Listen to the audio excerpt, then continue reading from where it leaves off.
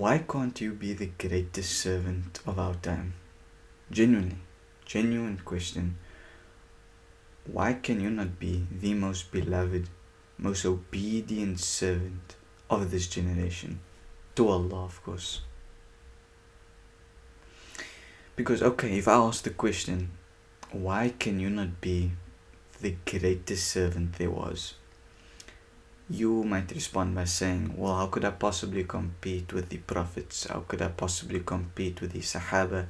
How could I possibly compete with the first few generations of Muslims who literally sacrificed their lives for Islam? I would respond by saying, oh, you're absolutely right, actually. No. We are nothing compared to them, especially when you think about what they sacrificed, what they gave up, what they were willing to do for the sake of Allah, for the sake of Islam, to help out the Prophet in his mission to spread the deen. We have it completely easy relative to them, because not only is it like, because I was just thinking now, it's not even, but there's two elements of it. It's like, not only is it not frowned upon to be Muslim, it's like accepted, and it's like okay, and this is all separate conversation, but it's literally becoming a bit of a trend, like, to become a Muslim. Anyway, my point stands. Why can you not be the greatest servant of this generation? Because as much as, yes, in the past that there were some great individuals, as things stand today in 2024, I believe there's, I don't know if it's plus minus 2 billion Muslims. There's a genuine question of, why can you not be the best amongst them, or best amongst us? Because the truth is, we'll compete. It's in the nature of humans. We'll compete in one way or another. I speak from a man's perspective, subconsciously or consciously, we are competing for the best jobs. We are competing for the best opportunities. We are competing for the best spouses. We are competing for, subhanallah, this goes on, right? The highest status, the most power, whatever. We compete. It's in the nature of human beings, right? Fair. What if I told you that we could compete on who is the most beloved servant of Allah? What if I told you we could compete to see who could get to the highest level of Jannah? Subhanallah, genuinely, like, it's just this interesting thing, as I'm saying, in regards to the whole competitive nature of human beings. Just imagine, how would it feel to say, I'm the best at this thing? Like, I am the richest of whatever, of this neighborhood or this family. That would be pretty cool to say.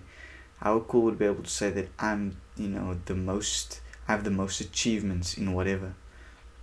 That would be pretty cool. But in the process of making this video, I never actually thought about it before, but it's a genuinely like powerful thought.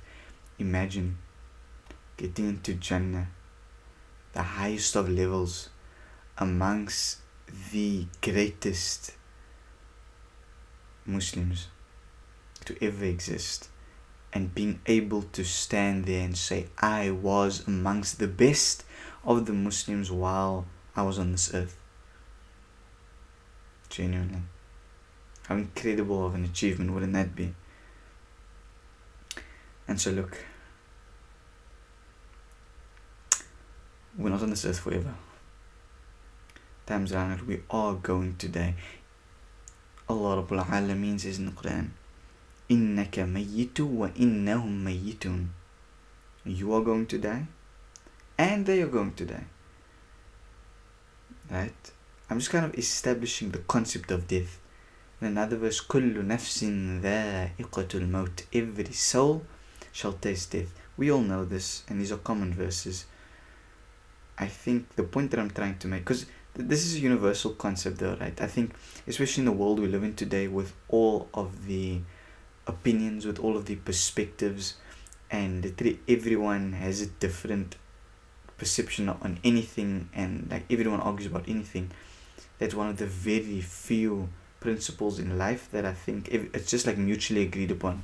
It's like a universal law. No one is immortal. Everyone has a time. Now again, like I just said, everyone argues about anything. And so there's a whole separate conversation about, okay, what's going to happen after we die, right? You ask 100 different people from different backgrounds, different religions, you'll get 100 different answers about what happens after you die.